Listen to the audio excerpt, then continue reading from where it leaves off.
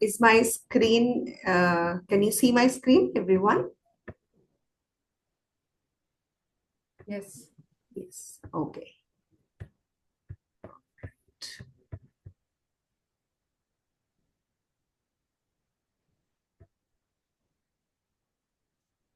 Great. So I'll start with, what is a team basically. And for me, team is the most important part of an organization, whether it is a sub team or whether it is a core team or whether it is the whole organization as a team. It is the most important part of any structure, of any organization to meet its ultimate goals.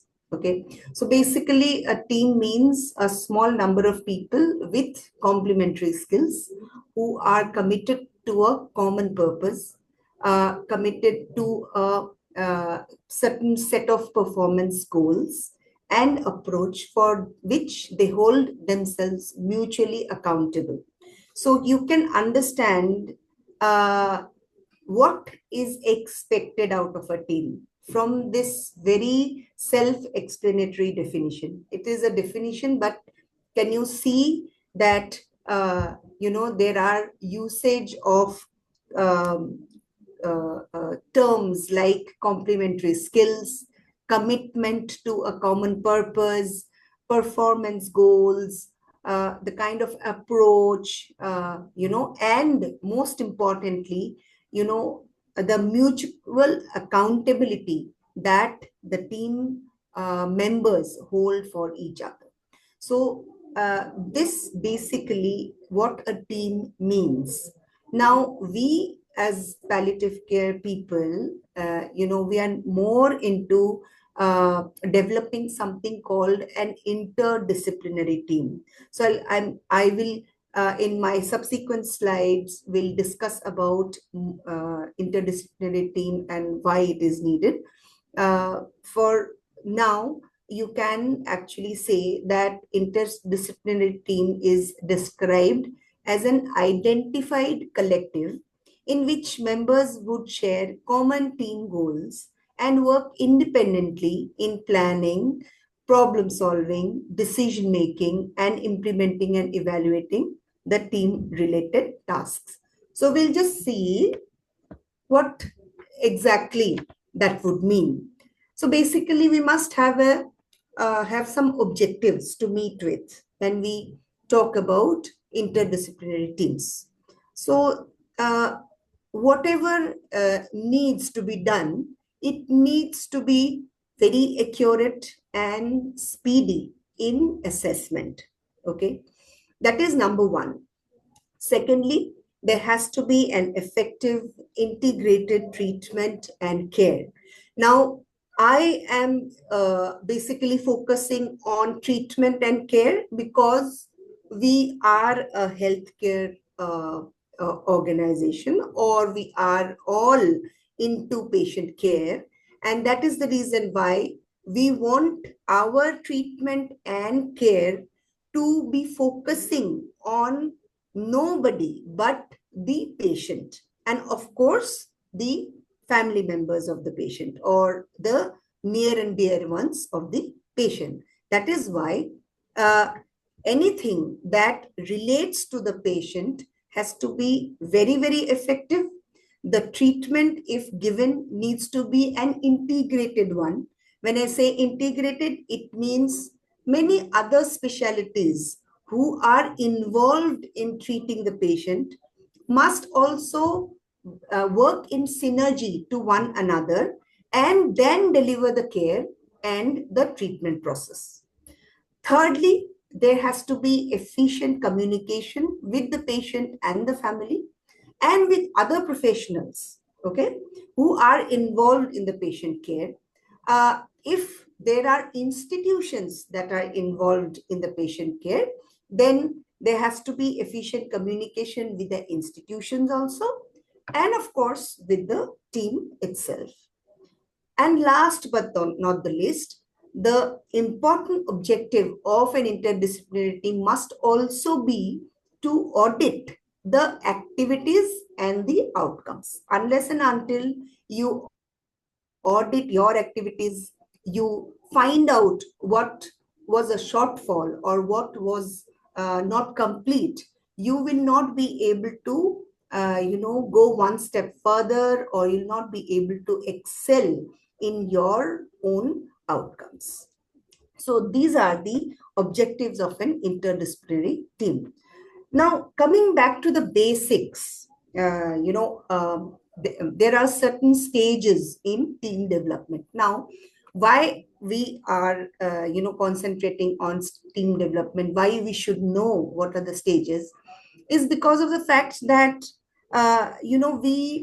we have our own agenda, our personal agenda to be in the healthcare organization, or for that matter, in any other organization. Okay, now since we are working for patients, we are doctors, we are nurses, we are social workers, we are volunteers, and we have one common interest, and that common interest is to deliver the best possible care, the best possible treatment to those people who are in need of palliative care. And that is the reason why we are actually, today we are sharing this information.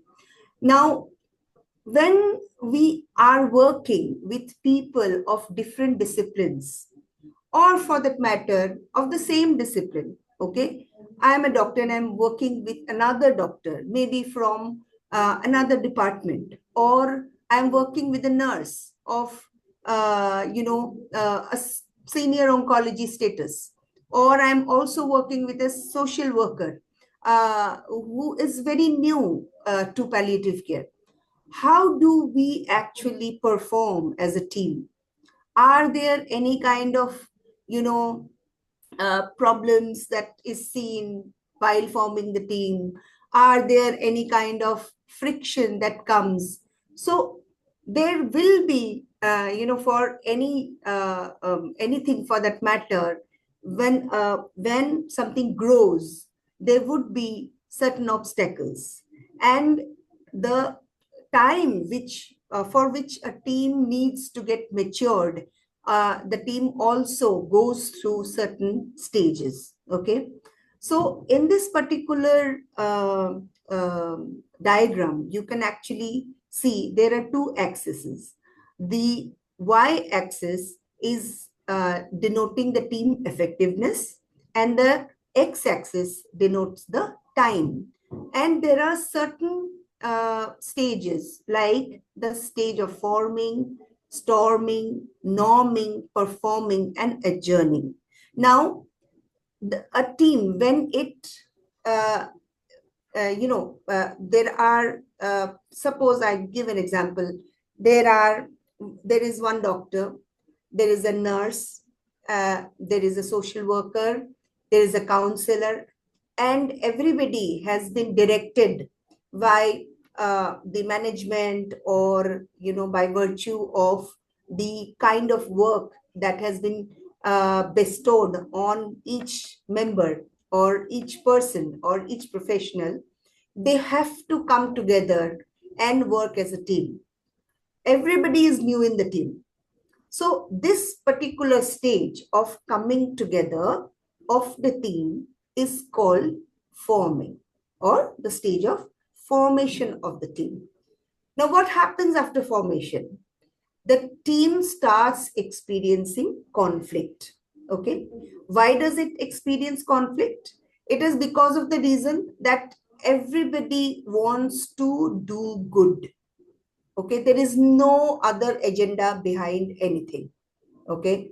Everybody wants to showcase the compliments, or the kind of virtues that they have, the kind of qualities that they have. Okay, it's not because they want to show off, but they want to do good for the patient. Let me give you an example. Suppose there is a patient who has a very bad smelling wound on his cheek, on the right side of the cheek. There is a hole that is developed because of a cancer, and the cancer is in the advanced stage. The person is experiencing huge pain, a lot of pain, and there's a lot of smell, because of which no other family member is actually able to come and help him. Okay. And this particular new team, who has a very good doctor, who has a very good nurse, who has a beautiful psychologist or a counselor and a social worker, they all want to help this patient. So the doctor says, I am giving my orders. This is my treatment and everybody must follow it. The nurse says, I know how to manage the smell of this person. Okay. The doctor has given the orders, but he has not mentioned a bit about how to manage the smell. And the patient needs a lot of nursing care. Now, on the other hand, the counselor comes in and says, I know what the family is going through, why they are not actually coming to help this patient. They are having issues of finance. They are unable to take any other help from any other organization. That is the reason why they are going through so much of pain. Now everybody in this team, is the ultimate goal is to help the patient, but what is happening here is that they are conflicting with each other. They are not in synergy to each other. Okay. So this particular conflict experience is the stage of storming. Everybody wants to do good, but then everybody is actually made a boundary in their own setup and is not ready to gel with the other person, right? So this is a stage of storming. Now, what happens in the stage of coming together? Everybody has this energy, the highest kind of energy to perform and give it back to the society. They have come together to, perform well, and the ultimate goal is to take care of the patient. So their effectiveness is somewhere in the mid part. All right. They have not started to perform. But because of the stage of storming, because of experiencing conflict, because of experiencing friction amongst each team member, there is no effectiveness of the team. There is no productivity of the team. And ultimately, the sufferer is the patient. All right. But then, uh, as the saying goes, this too shall pass. So this phase also is slowly, it starts to pass on. And the team members, they start realizing why they have come together. They start realizing that conflict is not going to meet up with the standards of care that is needed to be delivered. They also start to understand that complementing one another, or understanding the work of the other person, will actually make their work come into the picture of other people. So they start normalizing with each other. They start making friends with each other. And this particular stage is actually about understanding how to make it work. And so this stage is called the stage of norming. That means they all come to a normal stage of performance. And as they start understanding each other, their performance as a team, as one big group, that starts slowly to increase. And they start giving the best possible care to their patients or their beneficiaries. And slowly, of course, the performance keep on rising as the team start working effectively and efficiently. So I'm not going into the adjourning stage because this is about disbanding the team or, dissolution of the team. But uh, the stage of team development, these are needed for all of us to understand, because we also are a part of a team. Okay, however young or however old we are or however experienced we are is not a factor, but when the team is born, it is actually, to get a matured level of performance, the team generally goes through these stages. But why should we know about this development? It is because of the fact that when we realize that we have come together and we have started to experience some conflict, it is always possible for us to actually, get rid of the stage of storming, all right, and then cut short till we have a good performing team. So once we know that our team is now formed and we have to start performing so that we do not waste our time and get the patient devoid of any kind of care, we have to start performing. And that is the reason why it's important for us to know about the stages of team development. So basically, when we talk about effective teamwork, we have to understand what are the characteristics. So basically, I've divided the characteristics into three verticals. Firstly, about the structure of the organization that we work for. I work for, a cancer foundation. Somebody else is working for Palliative India. You are working for your own individual organizations. So we all have to realize that our organization has a certain structure. Even if you are a solo practitioner, you are a private practitioner, you are a social worker with your own setup, you are also an organization in yourself. Your structure may be a smaller one, but yet you have a structure. And since you have a structure, every organization will have a clear purpose. What to do? Why am I working? What is my ultimate goal? Okay. What are my action plans? What am I going to achieve after 6 months of work? What am I going to achieve after 2 years of work? So the purpose needs to be clear. Once you have a clear purpose, you are bound to develop an appropriate work culture. And when we say appropriate work culture, it means that we are working towards effectiveness of the whole organization. Okay. And then we will have specified tasks, we will have distinct roles, we will have a suitable leadership that we look up to, who would actually lead us to achieve that clear purpose.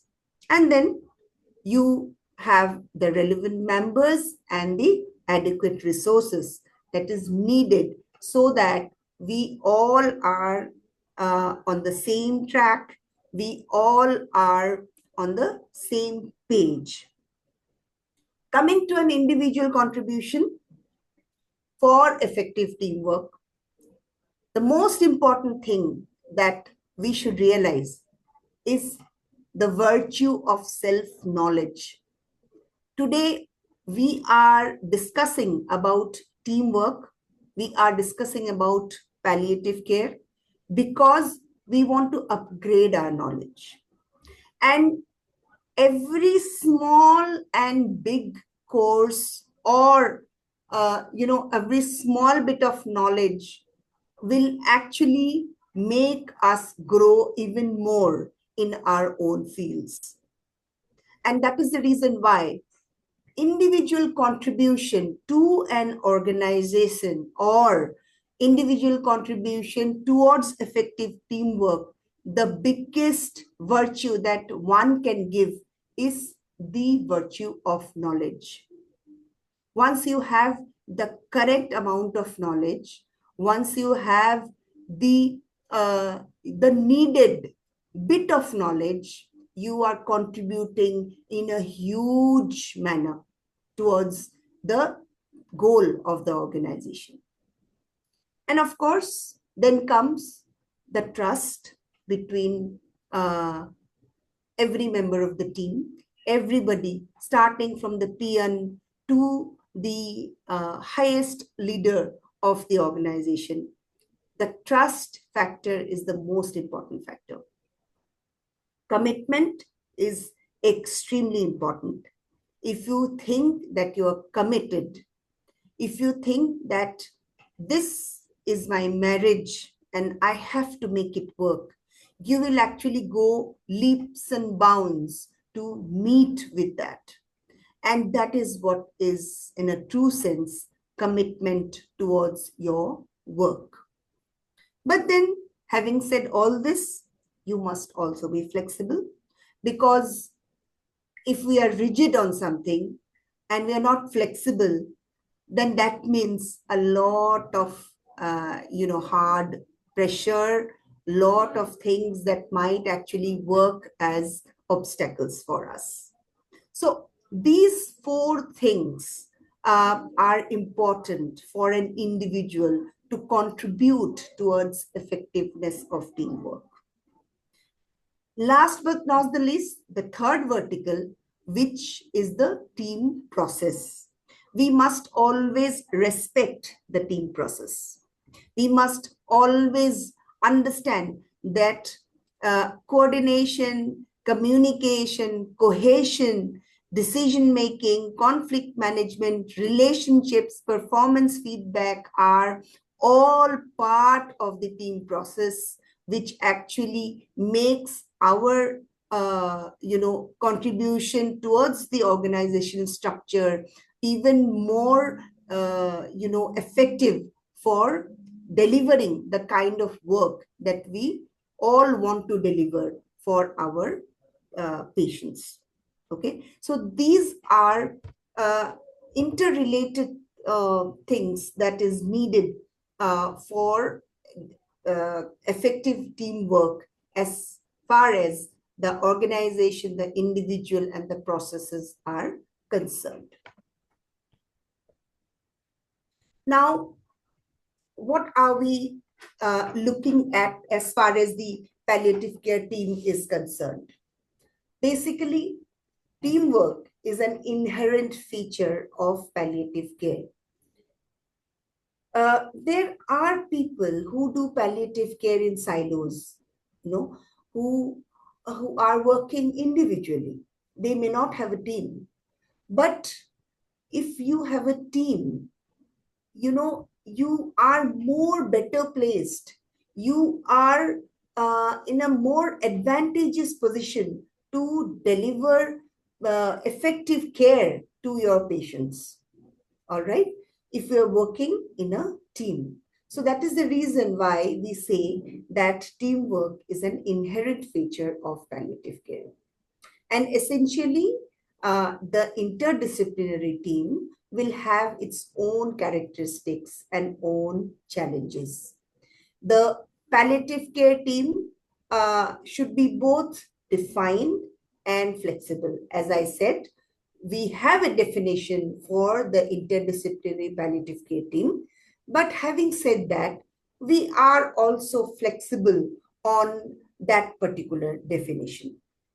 If I say the defined palliative care interdisciplinary team, I mean about the core team. And the core team is always a physician, a palliative care physician, a palliative care nurse, and both of these are essential team members of the palliative care IDT team. And you have other members like the social worker, the chaplain, the pastoral worker. There could be some therapists that are also, they may be included depending on the availability of the adequate resource. And when I say my team, my IDT team is a little flexible also, I mean to include an extended team of a psychologist, a therapist, a physiotherapist, an occupational therapist, a dietitian or a nutritionist, uh, a, a palliative care physician, a palliative care specialist in for that manner. Okay, somebody from the oncology team or the neurology department, a respiratory or chest physician, a cardiac physician, a nephrologist. They are all part of the IDT, but they are part of the flexible extended team. And you can go on adding to this particular team. Now, the question, and the most important question, are the patient and the family members also part of the team? And the answer is yes, absolutely. Because palliative medicine is a patient-centered discipline. It is not doctor-centered, it is not nurse-centered, but it is a patient-centered. The patient is at the core of everything. Whatever uh, the team does, it directly affects the patient. All right. All treatments must be given with the patient's consent and in accordance with his or her wishes. The patient must be considered part of the team. Now, family members have an important role in overall care of the patient. And for a country like India, where, the family is actually the main caregivers of the patient, unlike the West, where, there are patients who are left alone. There are patients who might be living in the hospital for ages and ages. India has a different society altogether. If my father or my mother is a patient, I would actually, go up to any extent to provide that personal care to my parents. Okay, and that is the reason why family members in India have the most important role in overall care of the palliative patient. And that is the reason why the family members are also part of the team. And their opinion should be included when formulating the plan of treatment and care. So, the interdisciplinary team members are the chaplains, the occupational therapist, the music therapist, the physiotherapist, the dietitian, the nutritionist, and you can actually keep on adding to this particular list. But the core team will always be the physician and the nurse. Many times you don't even find physicians because there's a lack of doctors in palliative care. And henceforth, there is a core team of, 2 or 3 nurses. And those are called a nurse-led interdisciplinary palliative care team. And, you can actually add a psychologist, you can add a nutritionist, and many other people in that particular team. So what are the settings where we can effectively deliver palliative care? So these are this is the list: the home, an outpatient facility, a daycare center, a acute care facility, a specialist palliative care unit, a hospice, maybe a department of a hospital, and the list is, it goes on and on. So basically, for us, we can deliver palliative care in any kind of a setting. And for that, we really do not need a huge robotic setup. We just need very simple things, okay? And that is as tailor made for each and every patient. Now, for uh, home care teams generally provide a specialist advice, and they work alongside the community personnel. Why? Because home care is generally delivered at home of the patients. The patient remains at home. If the patient is bedridden for a long time, the home care team might be the team of the doctor and the nurse, plus or minus any other person. Generally, we do involve a counselor or a psychologist, or a social worker, so that the non-medical part of the advice actually could be given by that particular person. And we will actually need the very important contribution from community personnel also. For example, if the patient is at home in a village, the head of the village, the village headman, could actually guide us on many aspects of how to help the patient. Or it can be vice versa. We can actually, advise these community personnel, the village headmen, to actually go and seek help from certain NGOs, which is working in the district. And then, he might be able to bring some little bit of fund, or get some medicines, or kind of any kind of help. For example, ancillary help in the form of a bed, a water bed, a air mattress, or anything for that matter, from that particular resource.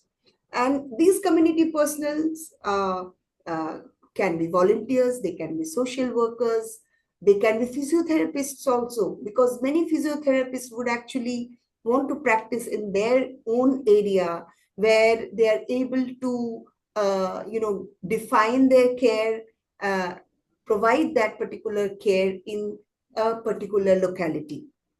And those physiotherapists can be of immense help for palliative care patients. And last but not the least, the local general practitioners.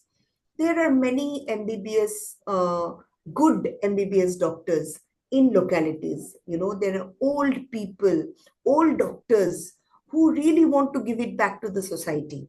And once you really tap on those people, they are eager to actually go from home to home and provide that care. They are eager to learn new things, the principles of palliative care also. And that also is one of the biggest advantages that home care teams will have.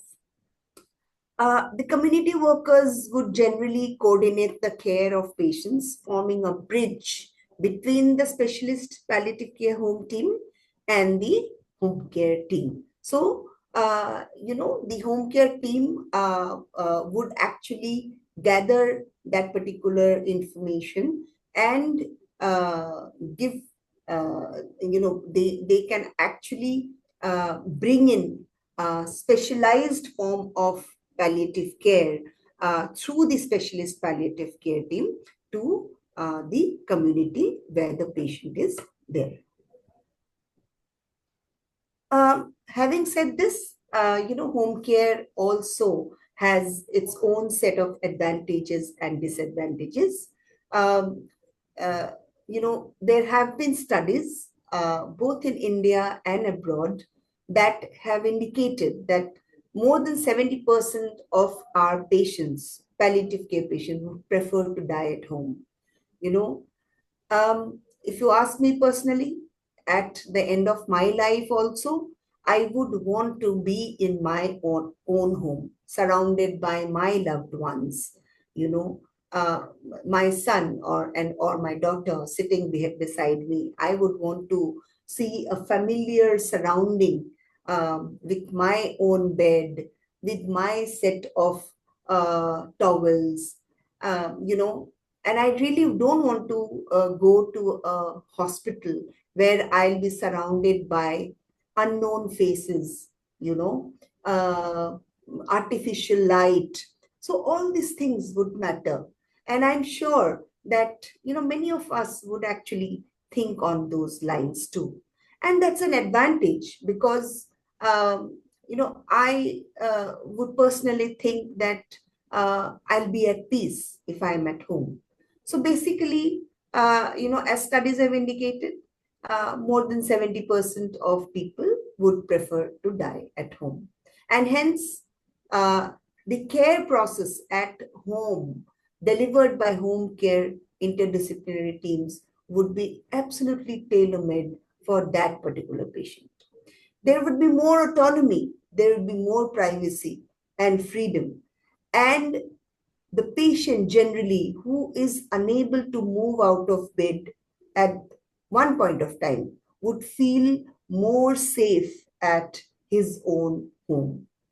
Families can anticipate the loss. That is a great advantage because they will not be standing outside the ICU to eagerly waiting for the doctor or the nurse or the intern to come and tell them that your patient is now sinking, your patient is taking his last breath. They can actually anticipate by looking at their family member.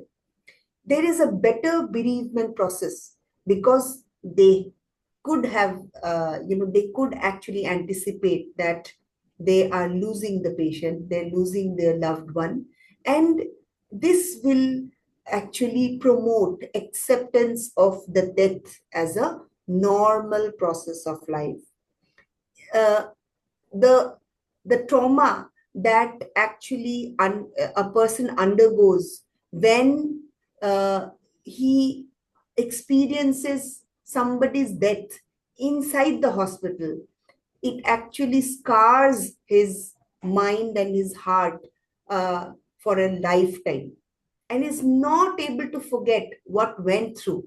If you ask any of your friend, any of your close people in and around, a colleague of yours who has experienced a death of his near or dear one uh, in a hospital setup, would actually never give you a good review or a good feedback of that. He would actually tell you, I wouldn't have wanted this to happen to my father or my mother. It would have been much better if she was there at home. I could have witnessed, I could have given her a little bit of water. I could have known what she is wanting at the end of the life. So, it is very, very important for us to understand, the medical people to understand that deaths at home can actually normalize many things in life. And of course, the question of cost of care, there is a huge reduction in cost of care. It prevents unnecessary hospitalizations and hence, uh, actually cuts out a lot of financial liability of the patient as well as the family. But then, as I said, there would be a lot of disadvantages also. For example, if the patient is actually has a wish that no, I want to die in a hospital. I really don't want to go home. I will feel more safe if I can see my doctor coming in every day and examining me. And there are many patients who actually, would tell that, uh, that might be actually a little uh, important. There would be certain symptoms of the patient which will not be possible for the team to take care while the patient is at home. For example, the patient is suppose having COPD at the last stage, or for that reason, lung cancer, in the last stage. He will show a lot of symptoms. For example, a lot of breathlessness, which might be a little taken care in a better way inside the hospital than at home. And that those things, those symptoms will demand a higher skilled care for that particular patient. So, home care may not be a very good idea for that patient to stay. Family, on the other hand, would want to put the patient at home, but they are actually emotionally and physically tired to look after. Today's world, we have nuclear families, and the lady of the house is ending up with a office job, with the responsibility of the children, with the responsibility of the patient, with the responsibility of taking care of the whole house, starting from going to the bank to taking out money, paying the caregivers, paying the maids, and everything. Okay. And that is absolutely taxing and tiring for that particular member of the family. And that is the reason why they may not want to keep the patient with themselves. And that is a little disadvantageous for caregivers. And then shifting the burden of care from the team to the caregiver. And by this, I mean that the team would actually be there with the patient for an hour maximum, 1 hour or 1.5 hours, But beyond that, everything has to be done by the caregiver alone. So these are few disadvantages of home care. Few pictures you can see on both this picture, we are providing with home care, but then, as I said, it has its own set of advantages and disadvantages. An outpatient facility, they also have their own advantages and disadvantages. Patient can have a consultation from a multidisciplinary team, whether, when they are in the outpatient facility. For example, the patient has come for a consultation with the medical oncologist in a cancer hospital, cancer OPD, and there are other things that have actually come up, for example, he didn't have diabetes, or he was never detected with high sugar. But this time he gives complaints, and there were a few blood tests done, which actually reflected that the sugar is very high. So the facility will have an advantage of, taking another consultation from a medical specialist, from a medicine specialist who can actually advise the patient on how to control the diabetes. Okay, it's a small example that I'm giving.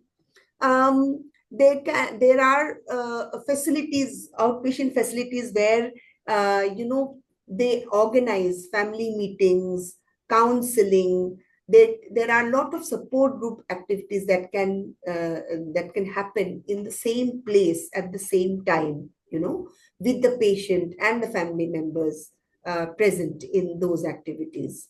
And in case of a very severely symptomatic patient, for example, has long-standing pain, is not been able to take care of the pain with certain medication that were advised earlier, and certain symptoms, for example, breathlessness or slowly developing paralysis, all these symptom controls can be easily arranged in the outpatient facility.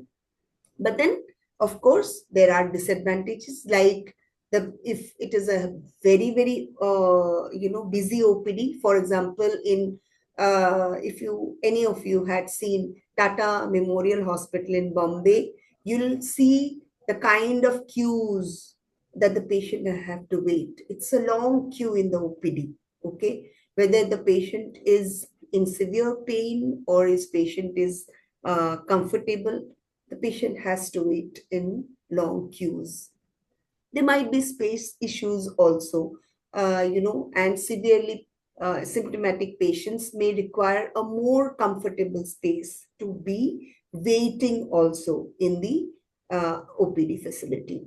And then, there might be all departments, but consultants may not be available in the same day. So repeated visits may also be required. You can also deliver palliative care in a daycare center. So what happens in a daycare center? There are, around 5 to 10 beds, and the patient is admitted in the morning and then released or discharged in the evening. And the whole day, the patient is able to spend.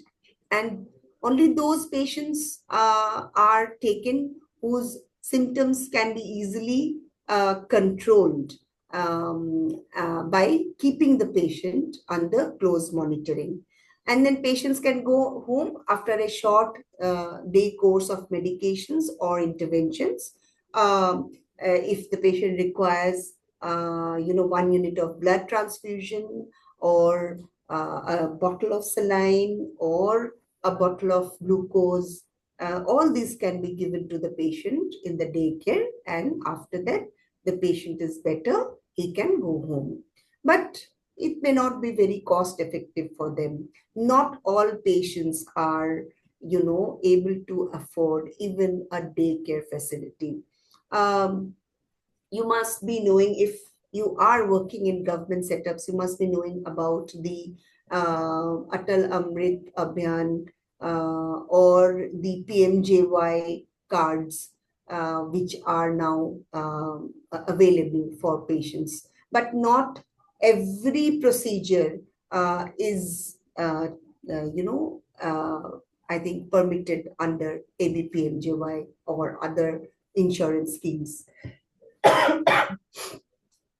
And maybe there would be protocols in the daycare center of that facility, that only those who are not in the end of life should be admitted. And that might actually bring about a lot of frustration to the patient as well as to the relatives. Nowadays, fortunately, many intensive care units have also started giving acute uh, palliative care to people who need it. Okay, and many neurological patients, for example, unconscious patient or semi-conscious patients, patients with acute breathlessness, certain neurosurgical patients, and patients in cardiac care units also need a lot of palliative care interventions, and those are actually given palliative care, appropriate palliative care in intensive care units. uh, Basically, when we talk about specialist palliative care units, it is a distinct type of palliative care unit designated for terminally ill patients who require intensive involvement of a specialist interdisciplinary team, and who is able to manage their complex problems. For example, complex pain syndrome. Patient is, suppose a patient is there who has a lung cancer, who has a lot of bone metastasis. This cancer has actually spread to the whole of the skeletal system. Patient has been experiencing a lot of bone pain. Patient has been experiencing a lot of pain in the chest. Both these pain have different characteristics, and these different type of pain will require two different medications. They will not be able to, the home care team may not be able to give them the right kind of medicine at home itself. The patient might require, control of pain inside the specialist palliative care unit, okay, in the form of injections, in the form of, continuous infusions. So those things are actually uh, provided to the patient in specialist palliative care units. Everybody would be talking about something called hospice. Now, hospice is a term which actually had its origins in Latin. And basically, hospice has originated from the term uh, uh, uh, hospital. It is related to hospital, hostel, something like that.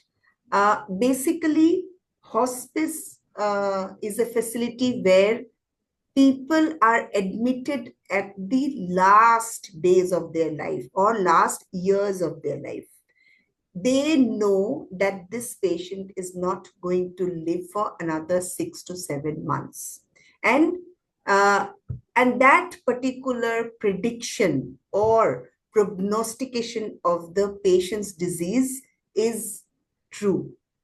It is the those patients who are going to die definitely because of their primary disease. And that disease may be cancer, that disease may be end kidney disease, that disease may be end of liver disease.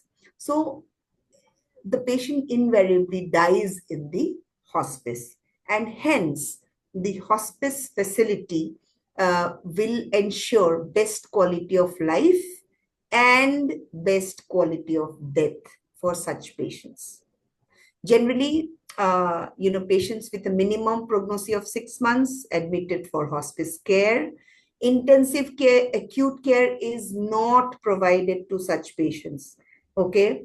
If tomorrow a patient says that I want to get radiation being in the hospice, that may not be acceptable and patient would be discharged from the hospice. There are certain hospices in India also. They might have different protocols, tailor-made for patients only. Uh, for example, Shanti Avedna Hospice, the main hospice is in Mumbai. They have a similar center in Delhi also, near Safdarjung Hospital. There in Assam, there is a Sacred Heart Palliative Care Center Hospice. You must all also have heard about Karunashraya Hospice in Bangalore. They have also opened a Bakchi Karunashraya Hospice in Odisha very recently in Bhubaneswar, and both are under the Bangalore Hospice Trust. Similarly, there are other hospices, smaller hospices, facilities that have come up in India very recently. So now I would want your attention towards a very important area in palliative care, which is social work in palliative care. So basically, we are all social workers because we are uh, contributing to a goal which has a wide social implication. We are contributing, we are all contributing towards providing relief to people who are dying. Okay. So I, as a doctor, my specific uh, profession is a doctor, but then I'm working towards the social role of providing relief to patients who are dying. You are a social worker, you are a MSW, but then your contribution is for the betterment of the families of people who are dying. So we are all in, one respect, we are all social workers. So basically, there are three forces that would shape the role of social work. One might be a non-medical social goal. Then another one would be a teamwork and multi-professional skills that are required to meet those non-medical goals. And thirdly, the expectations of patients, carers, relatives, friends, and various palliative care professionals, including social workers. Okay, so these are the three forces that shapes the palliative social work role. So what are the non-medical social goals? Basically, expression of the emotional pain. Okay. Doctors, until and unless they get trained on how to extract emotional pain from their patients, they are extremely bad at doing this. Take this word from a doctor itself, because I have had my transition from being a normal doctor to a palliative care doctor. I say normal doctor because maximum doctors are like that. I belong after all my trainings and exposure to palliative care and practicing palliative care for my patients. I have become a little more expressive in taking out the emotional pain from my patients and their caregivers or their family members. Uh, the need for exploring the spiritual pain of a person, of that patient or the caregiver of the patient. And then the need for practical help, which surrounds the emotional pain and the spiritual pain. So these are the non-medical social goals that are basically the endeavor of a social worker. And having said this, the social worker can be a doctor, social worker can be an MSW, the social worker can also be a nurse, and the social worker can be a proper trained, social worker. So what are the perspectives of a social worker then? What are the things that the social worker thinks he does not know? Basically, they cannot cure pain. They cannot dress bad wounds. They cannot offer appropriate religious rituals also. Okay. And this is, this entails those people who are basically not from the medical background. All right. There would be, chaplains who might be able to do some bit of uh, religious rituals, but they are unable to cure the pain. They are not able to dress bad wounds. They are also not able to connect these patients who would require some kind of government help. So basically, there is a gray area where there would be a, people from different backgrounds from a medical background, non-medical background, would be coming together and form that particular gray area. The social worker would also want to see the patient as part of the family and the social network and understand the implications of special situations for the patient. For example, the questions or the clauses of mental health legislation. A normal palliative care doctor or a nurse or a chaplain may not be able to appropriately understand the mental health legislation that is applicable for such patients. And that is one perspective that the social worker sees. So what are the main areas of social work that we see as of now? We need to have an assessment. We need to intervene. We need to have good bereavement support. And we will actually try to have wider roles after these three things are met with. So what happens in assessment? We generally, the social worker would actually emotionally, socially, practically, and financially get a good assessment of the condition of the patient and the family. Emotional assessment would identify any need for further assessment. There has to be some coordination between disciplines as far as the social assessment is concerned. The need for specialist help. For example, the need to get an oncologist on board would see a practical assessment of the patient and assessment at 4 levels as far as a financial condition is concerned. For example, the individual financial assessment of the person, the financial condition of the family, physical resources that are present to help the patient, and social resources. For example, certain government schemes that are available for patients to take financial help from. What are the interventions that can be done? And these interventions would be aimed at patients and families in need of help to cope with their situation. For example, adequate and appropriate information, facilitating proper communication to reach a certain solution, whether it is a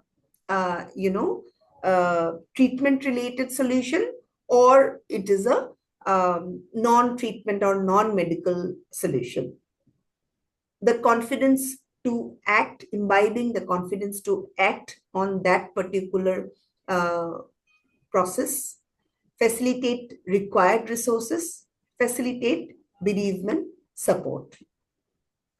And bereavement is one of the major parts played by social workers after the patient passes away. We, in palliative care, do not leave people just like that after the patient is gone. We also try to take care of the emotions of the family who's left behind. Bereavement can be a long-term bereavement for, for certain special situations. For example, a young couple has lost a child to cancer. That couple will need a lot of support mentally, emotionally, psychologically, and even sometimes, from experts. So, one-to-one bereavement support, connecting the patient, connecting the family of that bereaved patient to bereavement groups when needed, long-term extended grief counseling, bereavement counseling, loss of a young child, loss of a child or a young adult with special needs. All these things would come under bereavement support. And then looking at the wider role of a social worker, for example, internal consultancy, support doctors and nurses to carry out the social work task, extends from simple advice to a leadership role in the interdisciplinary team. Social workers should be involved in day-to-day decisions on management of patients also, responding to suicide threats. Certain patients would actually go to an extent of committing suicide when they see that their pain is not relieved, when they see that their physical suffering is not being relieved, and they would actually tell you very privately that I am going to die. I will get a call very soon if my physical symptoms do not improve. And those are, red threats for suicide. Community liaison, as I, briefly explained in my very beginning, the role of liaising in the community with certain important people in the community. So the social worker has also a wider role to play as far as routine general contact with people is concerned. Special actions like creating a care package for a patient, facilitating certain resources for the patient in the community, children's education. For example, the only breadwinner of the family is absolutely sick, is going to die, and there is nobody to support the education of the children. The social worker is one major fulcrum which actually understands the need of continued education for the children and goes to a far more extent to get the education going on for such children. Then job for a family member, for example, the patient was a government employee and he's left behind his young daughter who's a graduate. And we might as well help the daughter to get the job of her father. So these things have been going on, but then the social worker has been recognized having a wider role in such categories also. Might as well involve the family members in the care process, which is a very, very important point. Establishing long-term relationship with the bereaved family, generation of education and awareness in the community, etc. So, in my concluding slide, I would like to actually give you a feedback on the social work, the field of social work. It's a new emerging field in palliative care. The challenge is not only to demonstrate expertise in biopsychosocial assessment and intervention in advanced illnesses, but also to take a leadership role in the development and research of new models of care and specific psychosocial intervention for patients and their families. So I end my presentation here, and I would like to invite any comments or any questions, any queries from the group. Thank you.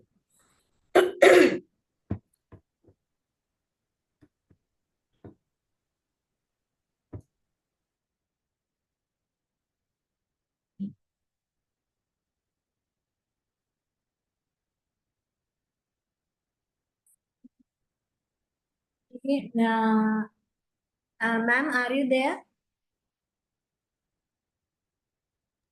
Yes, yes, I'm here. I'm here. Okay, it's over, I think, ma'am. Okay. Okay, ma'am.